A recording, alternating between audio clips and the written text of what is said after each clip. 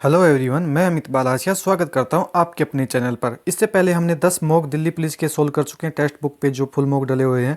ये है 11वां mock test. तो चलिए इसको भी हम लगाते हैं।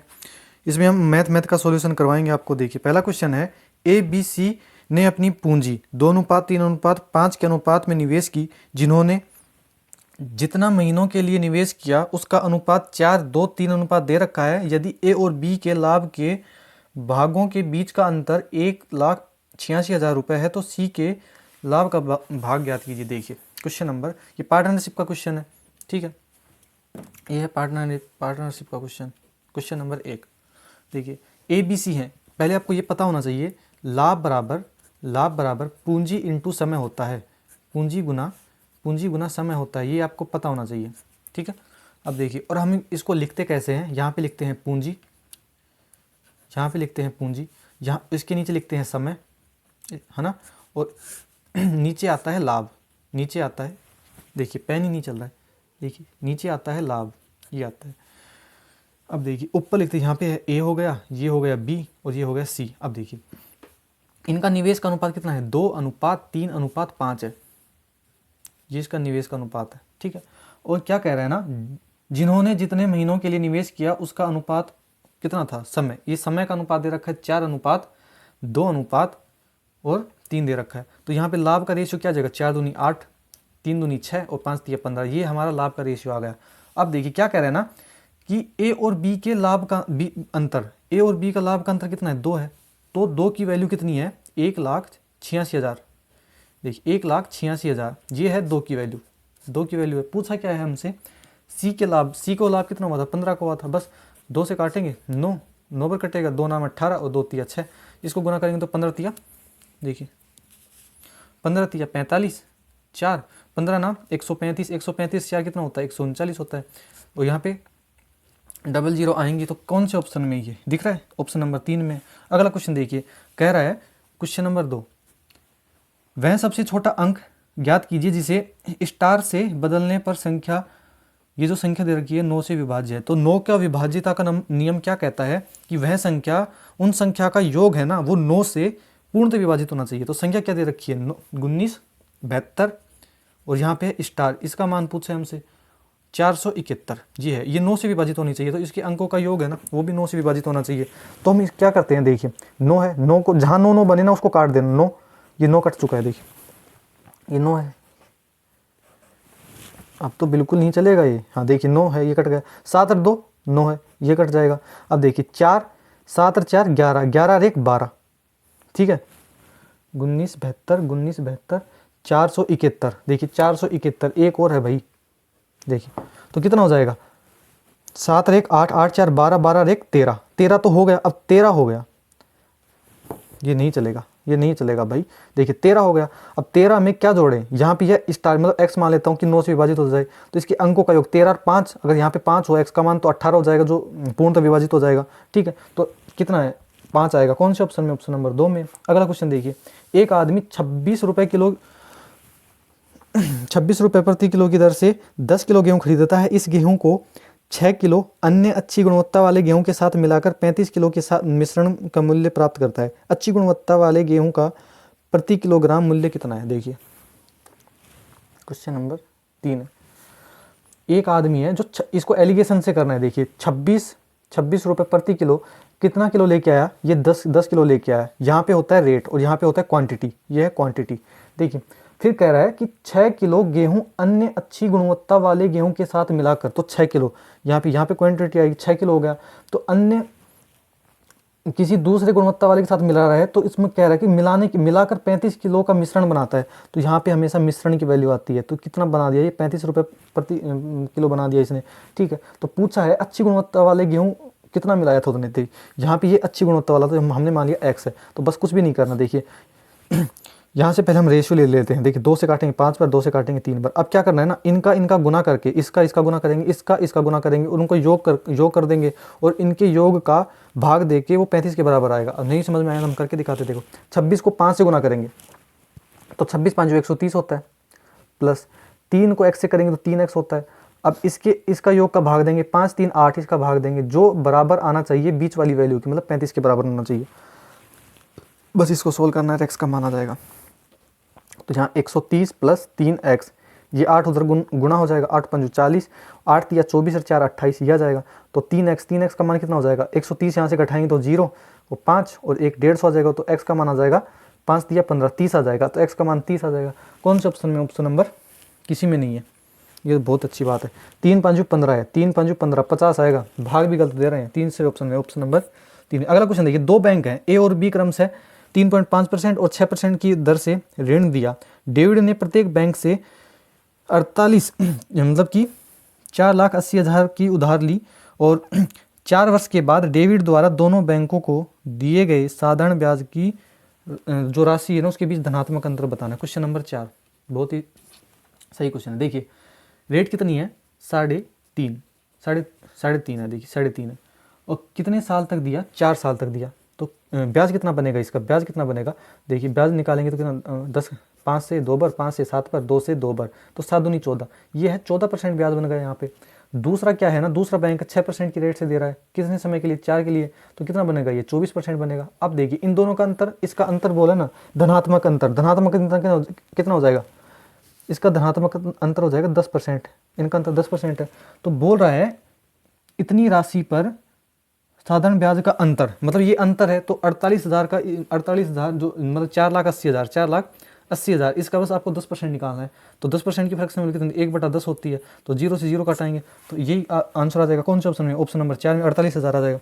अगला क्वेश्चन देखिए, कह रहा है एक समूह में लड़कों और लड़कियों का अनुपात 7:6 है, 4 और लड़के समूह में शामिल हो जाते हैं, 3 लड़कियां समूह छोड़ देती हैं, तो लड़कों से लड़कियों का अनुपात 4:3 हो जाता है। तो शुरू में समूह में लड़कों और लड़कियों की कुल संख्या देखिए, शुरू में लड़के और लड़की, यहाँ पे है बॉयज और यहाँ पे है गर्ल्स, तो शुरू में कितना है ना 7x है और यहाँ पे है 6x है, ये है क्वेश्चन नंबर, ये है 5वां, ठीक है। अब क्या कह रहा है, देखिए 7x है और 6x है, तो कह रहा है कि लड़कों के समूह में 4 लड़के आते हैं, 4 और लड़के आ जाते हैं, तो ये है बॉयज 7x है, इसमें 4 लड़के आ गए भाई, जोड़ दो 4।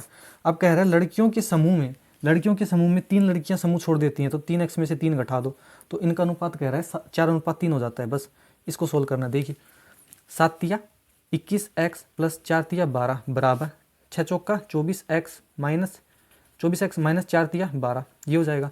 अब देखिए बस यहाँ से घटाएंगे, देखिए ये 21 का x इधर जाएगा तो कितना बचेगा, 3x बचेगा, ये 12 का नेगेटिव इधर आएगा तो कितना हो जाएगा, पॉजिटिव, तो कितना हो जाएगा 24 हो जाएगा। तो x का मान कितना हो जाएगा, 3 × 24 8 आ गया। अब पूछा क्या इसने, वो भी बता देंगे हम, लड़कों और लड़कियों की कुल संख्या, तो यहाँ पे कितनी थी 6 6 12 और 1 13x थी, टोटल कितनी थी शुरू में 13x थी, x का मान कितना आ गया 8 आ गया, तो 13 × कितना होता है 104 होता है। कौन से ऑप्शन में, ऑप्शन नंबर 1 में। उम्मीद समझ में आया होगा। क्वेश्चन नंबर 6 देखिए, कह रहा है कॉलेज संघ में 48 छात्र हैं, लड़कों की संख्या और लड़कियों की संख्या का अनुपात 5:3 है, तो संघ में शामिल होने वाली लड़कियों की संख्या कितनी है जिससे लड़कों और लड़कियों की संख्या का अनुपात 6:5 हो जाए, ठीक है। देखिए कॉलेज में कितनी छात्र हैं भाई, 48 हैं, ठीक है, 5:3 में, तो 48 को 5:3 में बांट सकते हो, 5 है 5:3 में, तो 5 3 8, ये है 8 की वैल्यू, 8 की वैल्यू है, 8 की वैल्यू मतलब कि 48 है, तो 1 की वैल्यू कितनी हो जाएगी 8 6 की, देखिए 8 6 की 48 हो जाएगी, तो 1 की वैल्यू 6 है, तो 5 की कितनी हो जाएगी 30 और 3 की कितनी हो जाएगी 18 हो जाएगी, ठीक है। 48 को 5:3 रेशियो में बांटना आता होगा, हमने सिर्फ बांटा है। अब क्या कह रहे हैं ना कि तो संघ में शामिल होने वाली लड़कियों की संख्या कितनी होगी, ये है बॉयज, ये है गर्ल्स, यही तो है, यही है। तो कह रहा है संघ में कितनी लड़कियां शामिल होंगी कि उनका अनुपात 6:5 हो जाए, 6:5 हो जाए। बस यहाँ से देखिए 6 यूनिट का मान कितना है 30 है, तो 1 यूनिट का कितना मान हो जाएगा 5 हो जाएगा, तो 5 का कितना हो जाएगा 25 हो जाएगा। तो देखिए 18 से 25 हो गई, तो कितनी लड़कियां जुड़ी, 7 लड़कियां जुड़ी। कौन से ऑप्शन में, ऑप्शन नंबर 2 में। आप इसको ऐसे भी कर सकते हो, कैसे कि बॉयज और गर्ल्स का रेशियो कितना है 5:3 है, तो उसमें x लड़कियां आ गई, फिर उनका अनुपात कितना हो गया, दे रखा है भाई 6:5 हो गया। देखिए तो आपको पता है अगर लड़कियां आ रही हैं तो लड़के तो नहीं बदलने चाहिए ना, लड़के तो नहीं बदलने चाहिए, तो लड़कों को इक्वल करो। तो मैं क्या कर रहा हूँ ना, देखिए इसको मैं 6 से गुना कर रहा हूँ, इसको मैं 5 से गुना कर रहा हूँ, तो यहाँ पे क्या हो जाएगा, देखिए 6 पंजू 30 अनुपात 6 तिया 18। अब यहाँ पे करेंगे, देखो 6 पंजू 30 और 5 25, ये होगा। यहाँ पे प्लस x लड़कियाँ जुड़ रही हैं, देखो बॉयज़ तो बराबर हो गए, तो यहाँ पे लड़कियाँ कितनी जुड़ रही हैं, यहाँ पे लड़कियाँ 7 जुड़ रही हैं। तो ऐसे भी आप कर सकते हो। ये मेथड समझ में आया होगा। अगला क्वेश्चन देखिए, क्वेश्चन नंबर 6 करा दिया ना, 7वां देखिए। 72 भाग 18, देखिए 18 चौक 72 हमने पहले लिख दिया, और 3 की पावर 2 है तो 9 लिख सकते हैं माइनस, ठीक है। अब देखिए 21 है, अब पहले भाग दे रहा है तो 12 में 3 का भाग दे रहा है तो कितना हो जाएगा 4 प्लस और ये 12 और बराबर जेड। थोड़ा इधर कर देते हैं हम, देखिए बराबर जेड, तो जेड का मान पूछा है हमसे। देखिए 9 चौक 36 माइनस, यहाँ से करेंगे तो 21 चौक 84 प्लस 12, तो यहाँ पे पॉजिटिव पॉजिटिव ले लें। देखिए माइनस का 84 और प्लस का है 6 2 8 और 3 1 4, तब आप इसको घटाओगे तो कितना आ जाएगा। देखिए 14 में से 8 गए तो 6 और 7 में से 4 गए तो 3, तो माइनस का 36 आ जाएगा। कौन से ऑप्शन में, ऑप्शन नंबर 3 में। उम्मीद आपको समझ में आया होगा। अगला क्वेश्चन देखिए, क्वेश्चन नंबर 8 देखिए, क्या रहा है 2 इकाई आंतरिक त्रिज्या और 3 इकाई बाह्य त्रिज्या वाली एक गेंद बनाई जाती है। गेंद को बनाने के लिए कितनी सामग्री की आवश्यकता होगी। अब ये तो बहुत ईजी है, इससे पहले तो जो मॉक था अच्छे लेवल के क्वेश्चन थे, इसमें तो मुझे इजी लग रहे हैं, आगे पता नहीं हार्ड भी आ जाए तो। देखिए गेंद क्या होती है ना, गेंद होती है गोला, मतलब कि एक गोले की तरह होती है, गोल होती है गेंद, तो उसका आयतन क्या होता है 4/3 पाई। और ये खोखली गेंद होता है, जो खोखला होता है ना, खोखला गोला, उसका आयतन क्या होता है, तो 4/3 पाई और r³ माइनस r³। यहाँ पे 2 त्रिज्याएं होती हैं, ये होता है आयतन। तो हमसे यही तो पूछा कितनी सामग्री चाहिएगी, तो यहाँ पे रख दीजिए। देखिए 4/3 पाई और r का क्यूब। देखिए आंतरिक त्रिज्या दे रखी है 2 और बाह्य दे रखी है 3, तो मतलब बड़ा r तो दे रखा है 3 कैपिटल और छोटा r दे रखा है 2, तो यहाँ देखिए 3 3 9 27 माइनस 2 का क्यूब 8 हो जाएगा। यहाँ से आप घटाएंगे तो कितना आ जाएगा 19 आ जाएगा यहाँ से, तो 4/3 पाई इंटू 19, तो 19 चौक 76 पाई बटा 3। कौन से ऑप्शन में, ऑप्शन नंबर 3 में। उम्मीद आपको समझ में आया होगा। अब हम पेज चेंज कर लेते हैं। कह रहा है एक दुकानदार एक वस्तु पर क्रय मूल्य से x% अधिक अंकित करता है और अंकित मूल्य पर 30% की छूट देकर उसे बेचता है। 4.8% की हानि होती है तो x का मान ज्ञात कीजिए। देखिए क्वेश्चन नंबर 9 है, हम इसमें लिख लेते हैं CP, फिर MP और फिर लिख लेते हैं SP लिख लेते हैं। अब देखिए कह रहा है अंकित मूल्य पर 30% की छूट देता है, तो मैंने मान लिया अंकित मूल्य 100 है, इस पर 30% की छूट देंगे। यहाँ पे हम 30% की छूट दे रहे हैं तो कितने में 70 में बेचेंगे। अब कह रहा है कि इस पर 4.8% की हानि होती है, ठीक है, तो 4.8% की हानि हो गई, ठीक है, तो कितना में, ये कितने की वैल्यू है 70 है ना। ये देखिए ये जो 70 है इस पर 4.8% की हानि हो रही है, तो ये है 95.2 का वैल्यू, तो हमको 100 का निकालेंगे तो कॉस्ट प्राइस आ जाएगा। देखिए इसको पॉइंट को उठाइए, यहाँ पे 0 लगाएंगे, ठीक है। अब सिर्फ इसको काटना है। देखिए 7 से कटेगा क्या, 7 एकम 7, 2 7 तिया 21 4, हाँ देखिए 7 से कट रहा है, 7 से 10 बार में 7 एकम 7, 2 बच गया, 7 तिया 21, तो 4 बच गया, 7 6 की 42, ये आ जाएगा।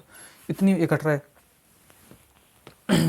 देखिए अब और काटें नहीं, इतना ही रहने देते हैं, क्योंकि ये कह रहा है x का मान बताइए, कह रहा है x% अधिक, ये यहाँ से x% अधिक है, तो यहाँ पे देखिए हमारे पास कॉस्ट प्राइस आ गया है। देखिए कितना आया 0, ये 3 0 ये है, 3 0 ये है, और अपॉन 136, तो 136 आएगा, 136 आएगा। मैं इसको 136 से उठाने के 136 से गुणा कर दूंगा सब जगह, तो यहाँ से हट जाएगा, यहाँ पे आ जाएगा 136 से ये गुना होगा।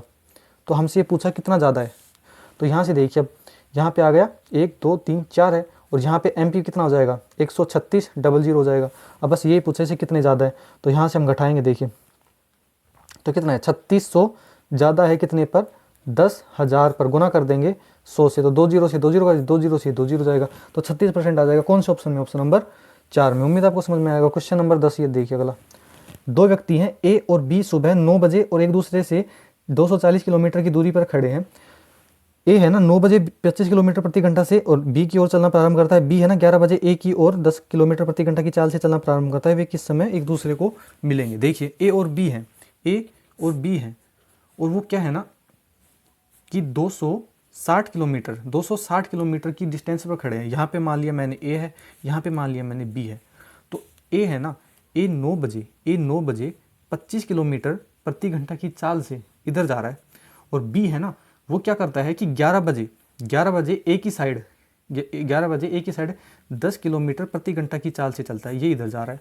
ठीक है भाई, अब पहले क्या करना है ना, आपको इसका टाइम बराबर करना है, इसको बराबर चलाओ, ये 9 बजे ये 11 बजे, इसको पहले बराबर करो, इसको 11 बजे के बराबर करेंगे तो इसको 2 घंटा चलाएंगे, यहाँ पे 2 घंटा चलेगा, तो मान लो 2 घंटे के बाद ये यहाँ पे 11 बजे यहाँ पर पहुँच गया। अब कितना चला, 1 घंटे में 25 किलोमीटर चलता है, 2 घंटे में यहाँ पे चलेगा 50 किलोमीटर।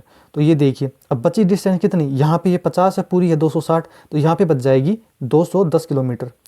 अब कह रहा है 210 किलोमीटर दूरी तय करेंगे तो इसको कितना समय लगेगा, देखिए तो रिलेटिव स्पीड होती है, जब विपरीत चलते हैं ना तो वो जोड़ देते हैं, 210 विपरीत दिशा में है तो 25 से 10 कितना हो जाएगा, 35 हो जाएगा। तो यहाँ से काटेंगे तो 7 से 5 बार, 7 या 21, और 5 से काटेंगे तो 6, तो 6 घंटे बाद मिलेंगे। तो आपको इस टाइम में 6 घंटे ऐड करना है, तो यहाँ पे करेंगे तो कितना हो जाएगा, 12 और 5 मतलब 5 बच जाएंगे, यहाँ पे 6 घंटे ऐड करेंगे तो कौन सा नंबर है, उम्मीद आपको समझ में आएगा। अगला क्वेश्चन देखिए, रुपेश ने एक परीक्षा में 20% अंक प्राप्त किए और 20 अंकों से अनुत्तीर्ण हो जाता है, यदि, देखिए 11वां क्वेश्चन है, कह रहा है रुपेश है जो 20% अंक प्राप्त कर रहा है और 20 अंकों से अनुत्तीर्ण हो गया, 20 से ये फेल हो गया। ठीक है, 20 से फेल हो गया। अब क्या कह रहे हैं ना, वह 70% अंक प्राप्त करता है, 70% की, तो क्या कह रहे हैं वो 5 अंकों से 5 अंक अधिक ले आया, 5 अंक अधिक ले आया, तो परीक्षा के लिए उत्तीर्ण अंक क्या होंगे। देखिए क्या करना है ना 20% है, अगर मैं ये 20 से फेल हुआ, अगर मैं इसको 20 दे दूँ तो ये पास हो जाएगा ना। ठीक है भाई, हो करा दिया हमने पास। अब ये देखिए 70% है तो ये इसको 5 अधिक मिले, अगर मैं इसको 5 छीन लूँ तो ये भी पास ही रहेगा ना, तो पास हमेशा हमें बराबर होंगे भाई। जो मतलब कम लेके आ रहा है ना उसको ज़्यादा दे दो, तुम पास हो, जो ज़्यादा लेकर आएगा ना उसके छीन लो कि भाई तुम भी पास हो, और इनको बराबर रख देंगे। अब देखिए यहाँ पे जाएगा तो इधर जाएगा, तो यहाँ पे कितना आ जाएगा 50% का मान कितना आ जाएगा, ये 5 इधर आएगा तो कितना हो जाएगा 25, 50% का मान 25 है तो 1% का मान कितना हो जाएगा 25/50 हो जाएगा। और मार्क्स, टोटल मार्क्स निकालेंगे तो 100% होता है, तो 100 से हम गुना कर देंगे तो 50 से 2 बार कटेगा, तो यहाँ से कितना आ जाएगा 25 दूनी 50, 25 दूनी 50, यहाँ पे आ गया, ये है मार्क्स, टोटल मार्क्स। अब पूछा क्या है, अब आप 50 आंसर लगा मत देना, क्योंकि देखिए क्या पूछा इसने, परीक्षा के लिए उत्तीर्णांक अंक क्या होना चाहिए। देखिए तो 50 नंबर है, 50 नंबर है, तो पास होने के लिए कितने नंबर चाहिए, ये तो यहाँ ये देखिए आप 20%, 50 का आप निकालिए, पहले 20% निकालेंगे, और इसमें 20 इसको कम मिले इसलिए ये फेल हो रहा था, तो हम इसको 20 अंक और दे देंगे, तो यहाँ से काटना है बस। देखिए 50 दूनी 100, 2 से काटेंगे तो 10 बार, तो 20 10 कितना होता है 30 होता है, तो यहाँ पे 30 लगाएंगे। कौन सा ऑप्शन में, ऑप्शन नंबर 3 में, उम्मीद आपको समझ में होगा। अगला क्वेश्चन देखिए, ए अकेले किसी कार्य को 14 दिन में कर सकता है, बी उसी कार्य को 28 दिन में कर सकता है, सी अकेला उसी कार्य को 56 दिन में कर सकता है। उन्होंने एक साथ कार्य करना शुरू किया तो कार्य इस प्रकार पूरा किया, बी पिछले 2 दिनों में कार्य नहीं कर रहा था और ए पिछले 3 दिनों से कार्य नहीं कर रहा था, तो कार्य कितने दिनों में पूरा किया गया था। हम थोड़ा जल्दी करवा रहे हैं क्योंकि हमको पढ़ना है ना, पेपर हमारा भी 23 से है, आपको पता हो तो देखिए ए है, ए का मान ए है 14 दिनों में कर रहा है, बी है वो 28 दिनों में कर रहा है, सी है वो 56 दिनों में कर रहा है। देखिए इसका एलसीएम लेंगे तो 56 ही आएगा, तो 14 14 चौक 56, 28 दूनी 56 और 56 एकम 56। देखिए अब जो काम छोड़ रहा है ना उसको छोड़ने मत दो, बोलो कि भाई छोड़ मत, हम तुमसे काम करवा के रहेंगे, तो जो छोड़ रहा है ना उससे काम करवाओ। देखो आप बी 2 दिनों में कार्य नहीं करता, तो क्या है बी की एफिशिएंसी कितनी है 2 है, ये 2 दिन तक कार्य नहीं किया, अगर 2 दिन तक करता तो कितना काम करता 4 काम करता। अब देखिए अब क्या कह रहा है, ए है ना 3 दिनों से कार्य नहीं करा, ए का कितनी एफिशिएंसी 4 है, तो इसको 3 दिन तक काम करता तो कितना काम करता 12 काम करता, तो टोटल कितना हो गया 16 काम ये हो गया। अब देखिए 56 काम ये था, 16 ये करते तो कितना होता 6 6 12 और 5 6 एक साथ 72 होता। अब ये टोटल काम हो गया ना ये, और टोटल काम हो गया 72। अब इनकी एफिशिएंसी भाग देंगे, देख 4 4 2 6 6 1 7 7, तो 7 से भाग देंगे तो ये टोटल काम हो जाएगा। तो कौन से ऑप्शन में है 72/7, ऑप्शन नंबर 4 में है, तो ये तीनों मिलकर इतने दिनों में काम करेंगे। उम्मीद आपको समझ में आया होगा। अगला क्वेश्चन देखिए, क्वेश्चन नंबर 13, विवाह के समय राम की आयु 23 थी। देखिए विवाह के समय आयु कितनी थी 23 थी, किसकी राम की। अब कह रहा है पहली संतान के समय उसकी आयु 25 थी, तो इसकी संतान के समय राम की आयु कितनी थी 25 थी, मतलब इसकी संतान कितनी साल बाद हुई होगी 2 साल बाद हुई होगी, तभी तो ये 25 का होगा। ठीक है, दिख रहा होगा। अब देखो राम की वर्तमान आयु उसकी विवाह की समय की आयु से 2 गुनी थी। देखिए राम की है ये राम की प्रेजेंट आयु है, पी प्रेजेंट हो गया, और विवाह के समय यहाँ पे वी से डिनोट कर दिया। तो कह रहे हैं ना राम की आयु उसकी विवाह के आयु की 2 गुनी, मतलब यहाँ पे विवाह के समय जो आयु थी ना उससे 2 गुनी है प्रेजेंट की आयु। तो देखिए यहाँ अगर x है तो ये हो जाएगी 2x, ये तो हुआ ना। तो यहाँ पे देखिए तो विवाह के समय उसकी आयु कितनी थी, यहाँ पे 23 थी, यहाँ पे मानना भी नहीं है, पे विवाह के समय 23 थी, तो यहाँ अब कितनी होगी, 23 दूनी 46, इतनी हो जाएगी।